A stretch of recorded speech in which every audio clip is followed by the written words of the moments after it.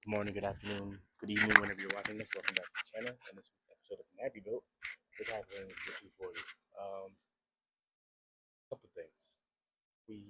Headlights, car doesn't start on its own, and the exhaust, right? So going through everything, I'm gonna put what I can of the starting footage, the me addressing the starting issues.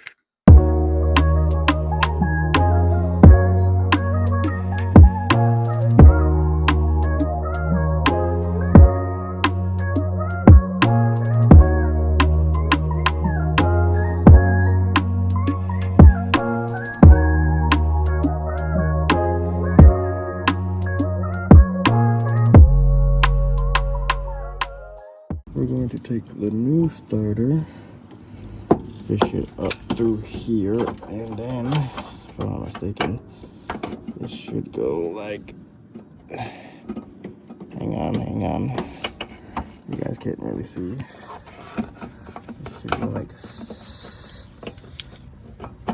something like so, like that, right? So, if I'm not mistaken, so I really can't prop you guys up. I'm gonna try to, and then put these bolts back in.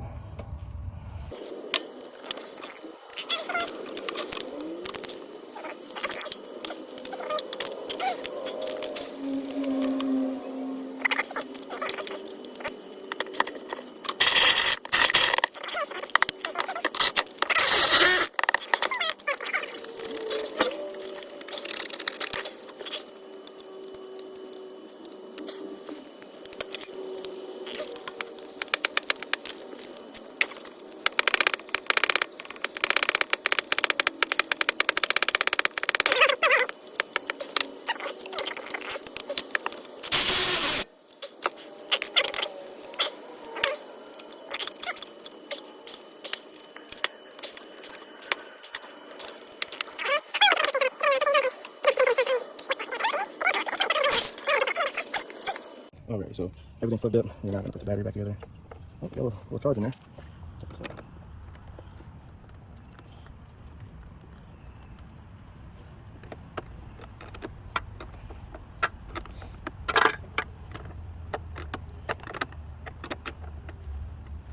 Alright,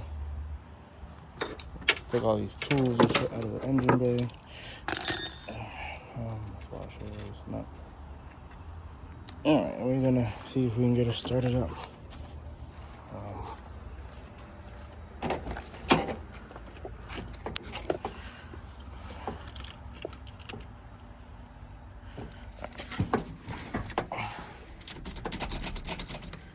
Now, I don't know if I have to clutch in or not. I should just assume so and just do it.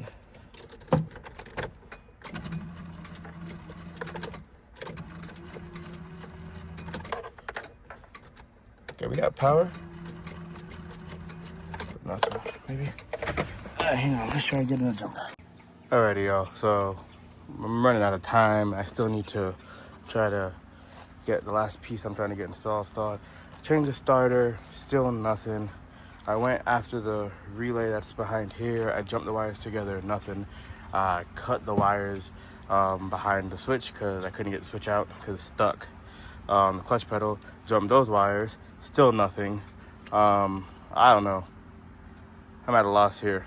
I'm gonna do some more research and see if I can find somebody to give me a hand that knows this chassis a little bit better than I do.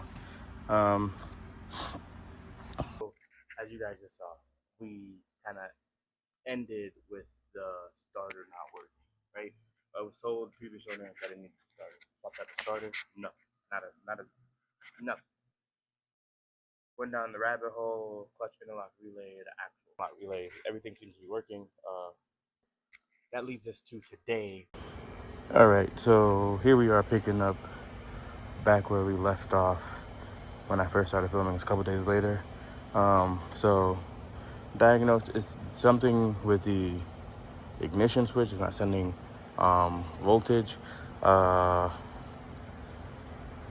I'm still debating if I want to actually fix it or not, because this honestly can work as a kill switch. two ways. So I'm gonna go ahead and tidy some of this up, get this wrapped up in loom. I just tested it to make sure it works. Everything works okay. Once I get this all wrapped up, I'm gonna throw it in the car and we'll go from there. That addressed the issue with the starter or the starting. So now it does start on its own. Hit the little button. There we go, babe. Now leads up to the exhaust. So as I mentioned in the first video, this thing is straight pipe. I don't have any footage of it being straight pipe, but trust me when I tell you, it was loud as shit. Guess coming being an old man now, it's just way too fucking loud. So Marketplace Steel, I found an Apexi N1 exhaust for literally $200. That's such a fucking steal. An Apexi N1 exhaust, and the car sounds great. It's perfect. It's the right tone for me. It's loud, but not too loud. In terms of loudness, Mustang on the stock exhaust is definitely louder.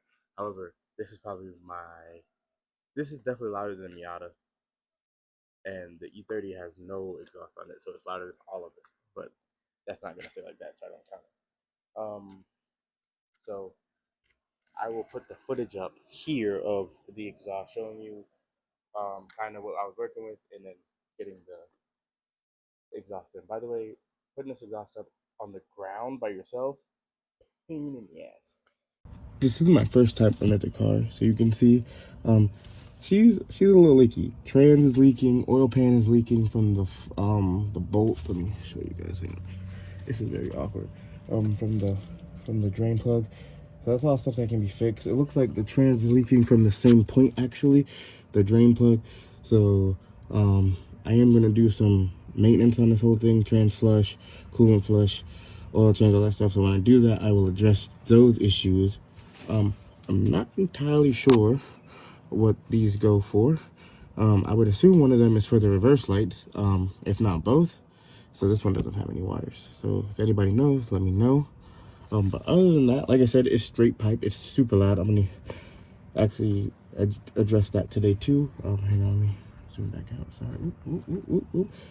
It's hard to do this under the car. As you can see, it just dumps right there by the axles, and it's just stupid loud. So we're gonna fix that too.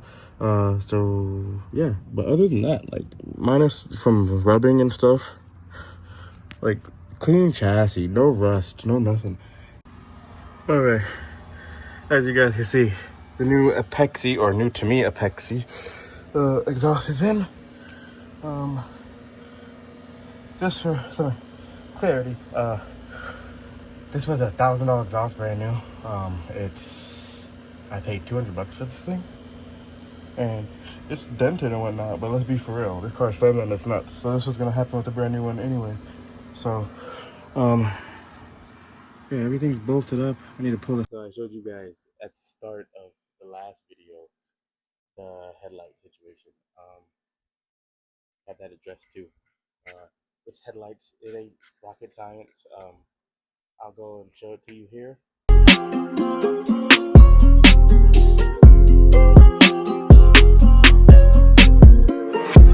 Picking up from the clips of that video into here, starting issue is addressed, the exhaust issue is addressed, the headlight issue is addressed.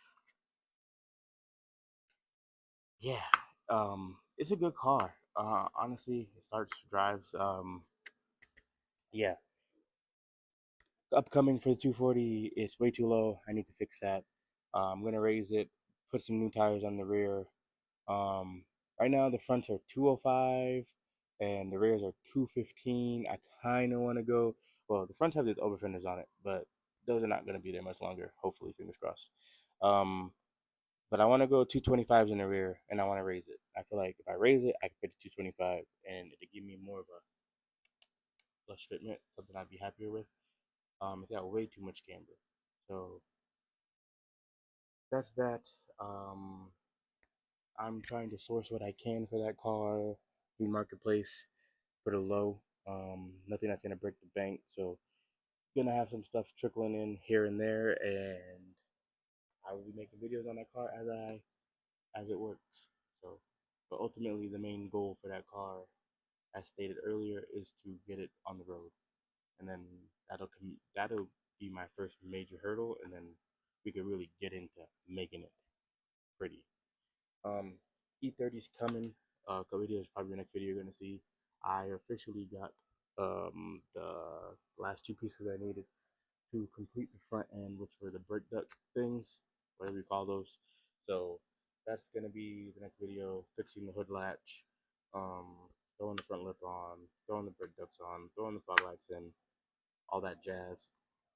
So once we get all that done, um, all that's left is fixing the brake issue, addressing the drive shaft issue, and she should be boogie. Obviously, the only way we're gonna really know what's going on with this car is the more we drive it, the more we'll learn.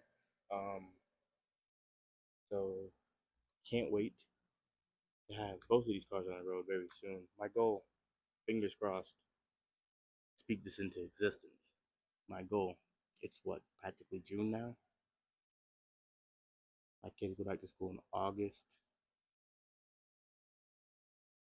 My goal is to have both of these, if not the E30 by itself, on the road driving by August. I think it'd be cool to pick my kids up and take them to school in this thing, in either of these things. So my kids are little, we'll fit in the backseat of 240, just so you're aware. Yeah, so I'm done rambling. Thank you guys for watching. Sorry this video was so poorly done. Lesson learned. Take your time and film rather than try to rush and do multiple things and try to film, because I just made a shitty video. And at this point, it's too late to try to do anything else. I just gotta salvage what I can. So, yeah, thank you guys for watching. Please make sure to like, comment, and subscribe. Stay tuned for more content, and I'll